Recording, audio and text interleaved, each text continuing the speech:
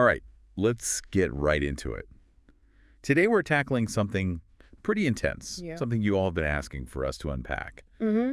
And it's Fanon's On Violence. Yeah. From his, well, let's just say his groundbreaking work, The Wretched of the Earth. It's a big one. It's a big one, yeah. And not exactly light reading either, right? Yeah. We're talking about colonialism, liberation, and the role of violence. the role of violence and all of that. Yeah, absolutely. And to really get Fanon, I think you have to get the context, Yeah. Algeria, 1961. Oh, wow. The war for independence from France is raging. Intense. And Fanon's not just theorizing here. He's a psychiatrist working in Algeria, seeing the brutality firsthand. So for someone coming to this for the first time, like anti-colonial thought, where do you even start with Fanon's argument? Well, he comes out strong right off the bat. Decolonization is always a violent event. Whoa. But, and this is huge, he's not glorifying violence. He's saying colonialism itself is violent. Right, the taking over, the forcing. Seizing land, resources, imposing their rule. For Fanon, true decolonization can't just be a handshake, a handover. Got to dismantle the whole system. You got it. So that's where this idea of violence as a tool comes in, even if it's tragic. Exactly. And this may surprise you. Fanon, the psychiatrist, saw violence as potentially healing, too. Really? Psychologically. He said, colonial oppression doesn't just break your body, it breaks your mind. Like your sense of self. Your very humanity. He saw this in his patients, this fracturing. Internalized depression, even violence turning inwards. Exactly. So fighting back, even violently, was a way to reclaim your agency, yeah. Your right to exist, to be. Wow. He said you got to confront those power structures, dismantle them, then the healing can begin. You mentioned Fanon wasn't alone in thinking about revolutionary violence, though, right? Didn't Kwame Nkrumah? Oh, absolutely. Ghana's first president, leading Pan-Africanist, he literally wrote the Handbook of Revolutionary Warfare. He did. No question, Nkrumah believed in organized struggle, but his view had some key differences from Fanon's. So both wanted to end colonialism, but different paths to get there. Right. Nkrumah, he'd led a successful independence movement. He was focused on what came after the fight. Nation building. Exactly. Yeah. So he stressed strategy, long-term thinking, economic self-reliance, Pan-African unity, gradual dismantling rather than explosions. Well, not quite. But yeah, Fanon was more about that immediate break. Makes sense. They were coming from different places. Totally. Different experiences shaped their views. And what about women? How did their roles factor into all of this? Now that's important. Fanon, brilliant as he was, he doesn't really focus on women specifically. But Nkrumah, he's explicit. Women are vital. He saw their strength, their strategic importance. He even wrote. Hang on, I've got the quote. Go for it. Okay, here it is. The women of Africa have already shown themselves to be of paramount importance in the revolutionary struggle. Powerful stuff, right? Yeah. So interesting how their backgrounds, like you said, shaped their thinking, Fanon, in the heat of the Algerian fight. Nkrumah building a nation. Two sides of the same coin, almost. Yeah. Both knew colonialism had to go, but different emphasis on how to get there. And that's what makes studying them so fascinating, I think. Absolutely. They push us to wrestle with these tough questions. Violence, power, what does liberation actually mean? They don't give easy answers, that's for sure. To really understand Fanon, though, we've got to go deeper into what he observed about colonialism's psychological effect. Oh, yeah. That's where it gets really insightful. And maybe a bit disturbing, too. Perhaps. Well, lead the way. I'm ready when you are. There's this one story Fanon tells. It's chilling, but it gets to the heart of his thinking. He's treating patients in Algeria, right? And there's this Algerian man, he killed a settler's wife. Oh, wow. But here's the thing. It wasn't out of hatred for her specifically. What do you mean? She was like a mirror, a tragic one. She reminded him of his own mother, who had been murdered by colonists. Oh, God. It's heavy stuff, right? But it shows how colonial violence, it warps everything. Even the most intimate relationships. Exactly. And this gets to Fanon's point. Liberation isn't just about politics. It's deeper than that. It's about healing mentally and emotionally, breaking those chains colonialism puts on your soul. So this idea of violence as catharsis, like purging that trauma. It's hard to hear, I know. It is. But in the context of what Fanon saw, what his patients went through. It makes a terrible kind of sense. It's not that he's saying violence is good. Right. It's that when the other side is using it to control you, You're left with no choice. he saw the psychological toll it took, the damage. And Fanon was brilliant at exposing the hypocrisy, too. Right. Like the colonizers claiming to bring civilization. But their whole system is built on brutality. Yeah. Fanon says, and I love this quote, "All the new revolutionary assurance of the native stems from it. For if, in fact, my life is worth as much as the settlers, his glance no longer shrivels me up nor freezes me, and his voice no longer turns me into stone."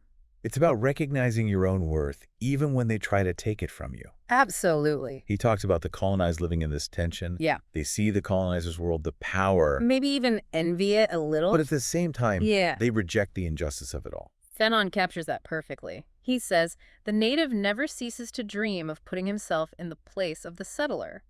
Not of becoming the settler, but of substituting himself for the settler. Not about becoming them, but... taking back what's rightfully theirs. Dismantling the whole system. So if you're trapped in that system, denied basic dignity. How do you break free? That's the question. Yeah.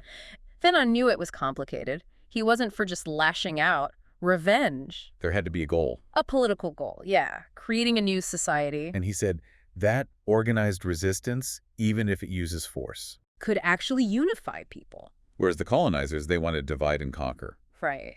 He said, colonialism is separatist and regionalist. Colonialism does not simply state the existence of tribes, it also reinforces it and separates them. But fighting together. Creates bonds, a shared identity. Forging a nation through struggle. Powerful, right. And this idea of collective struggle, it's there in Nkrumah, too. Yeah, with Pan-Africanism. Solidarity across the continent to truly be free. But even with that shared belief in fighting back. Fanon and Nkrumah, their approaches were different, remember? Right. Fanon was in the thick of it. In Algeria. Immediate need to break free. And Nkrumah. He'd won, he was leading Ghana, so it's long-term strategy. The Handbook of Revolutionary Warfare, laying out the plan. Economics, culture, dismantling things bit by bit. Like Fanon scaling the mountain, Nkrumah's planning the route. Great analogy. And their backgrounds matter too, right? The psychiatrist versus the nation builder. Fanon seeing those psychological wounds. Nkrumah's thinking about governing, building for the future. Like two puzzle pieces, both important to see the whole picture. Absolutely. And Fanon doesn't just theorize either. Nope. He gets down to brass tacks. On violence, there's a blueprint for fighting back. There is. And again, that psychiatrist's mind is at work. How so? He says you gotta understand the psychology of both sides. The colonized and the colonizer. Use that knowledge to take the system down. So it's not just about brute force. Not at all. He even says sometimes the fear of violence is more powerful. Like a deterrent. He wrote, the governing power is only too happy to oblige, and it will not be long before its troops and police force are invited to give a demonstration of their efficiency. Fear keeps people in line. He knew that. And that's where counterviolence comes in, right? Right. Meeting their violence with your own organized force. Not just defense, but... showing them you're not powerless, they're not invincible. And those zones of autonomy he talks about. Those are fascinating. Liberated areas, right? Yeah. Physically, but also psychologically. Places where their rules don't apply anymore. Like a mini revolution. Testing ground for a new society. Built on their values, not the colonizers. Building their own world. Exactly. And that builds confidence, self-reliance. He talks about creating a new culture in those zones, too. Decolonizing the mind, not just the language, art, tradition, all of it. Which brings us back to that quote. National culture is not folklore. It is the whole body of efforts made by a people to describe, justify, and praise the action through which that people has created itself. Liberation is creative. It's building something new, not just tearing down the old. Not just independence on paper, but deciding your own future, shaping it to match your dreams. And that means challenging those internalized colonial ideas too, right?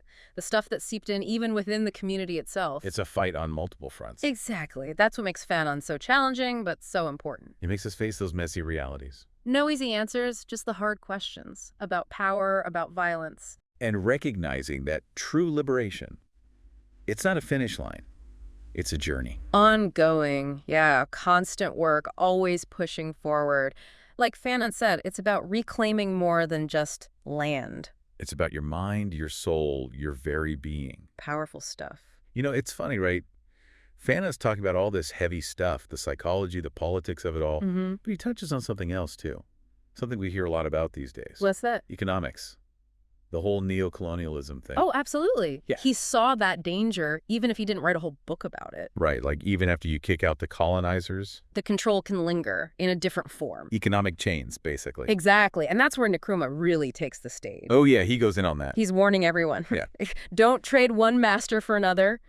Don't let your new nation become dependent on the old powers. Same game, different players. Right. Nkrumah's all about building up local economies, trading within Africa, true self-reliance. Breaking those chains. For good. Exactly. Pan-African unity economically was key for him. So we're seeing both these guys, Fanon, Nkrumah. Yeah. They get it, right? Decolonization. It's Yeah. not just about flags and speeches. It's way deeper. Dismantling the whole in them. Yeah. The psychology, the politics, the economics. Even the culture. And we see that playing out today all over the world. It's messy, it's complicated. Yet the fight continues. Legacy of colonialism that's still with us. Which makes me wonder, right? Fanon's writing back in the 60s. Yeah. How much of it still applies? I mean, we don't have empires like that anymore. Right, but... But are there other forms of violence? Not just punching and shooting. Oh, I think Fanon would say absolutely. He'd probably push us to think beyond just violent or nonviolent. It's more nuanced than that. Way more. Look at the systems we live under. Are they really serving everyone? Or are some people being crushed, even without literal guns? Oppression can be hidden, sneaky. Exactly. And dismantling that, it takes work, it takes challenging the way things are. Like getting comfortable with being disruptive. Sometimes, yeah. Whether it's direct action, protests, strikes. Or that long-term strategy Nkrumah talks about. Building something new, brick by brick. Either way, you gotta shake things up. That's what makes Fanon so powerful, I think. Even uncomfortable sometimes. He doesn't sugarcoat it. He forces you to face the hard stuff. Colonialism, its legacy, and how it's still shaping our world. And he makes us ask, okay, what are we going to do about it? What kind of world do we want to build? What tools are we going to use? So, as always, we end up with more questions than answers. But that's good, right? It is. It means we're thinking, we're engaged. Hopefully, Fanon has given us all some food for thought. Something to chew on. Yeah. Because at the end of the day, figuring out how to fight for a better world, that's on us. it's a journey. And like Fanon said, sometimes it takes a little fire. A little fire to light the way.